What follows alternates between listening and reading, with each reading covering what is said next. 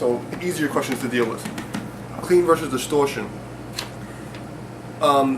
Yes, you should practice clean, but you should also practice distortion separately because they're total different creatures. It's a different instrument. When you put distortion on an electric guitar, totally different instrument as opposed to a clean. So you should practice on both. But if your primary goal is to play with distortion, then play with distortion. Because you're not going to go and learn how to drive a 5-speed, 6-shift race car in a station wagon automatic, or in a minivan. You know what I mean? It's just not going to happen. When you add that much extra electricity to the instrument, anything you do makes noise. If anything is just going to make a mess.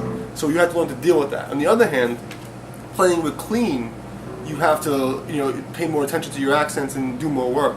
So I would suggest, obviously everybody should practice both, but you should really consider what's more important to you. Is it more important to be able to play with distortion, or is it more important to be able to play clean?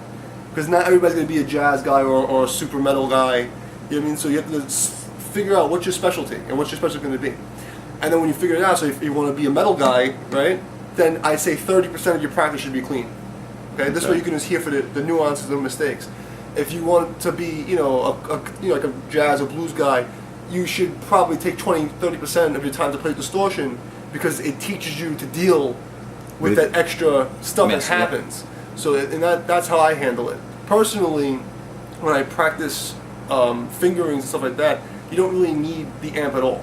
Just to go over your fingering and your technique, what I mean? It's more about the feeling and getting it in the right places and keeping things in time. So that's a separate practice altogether.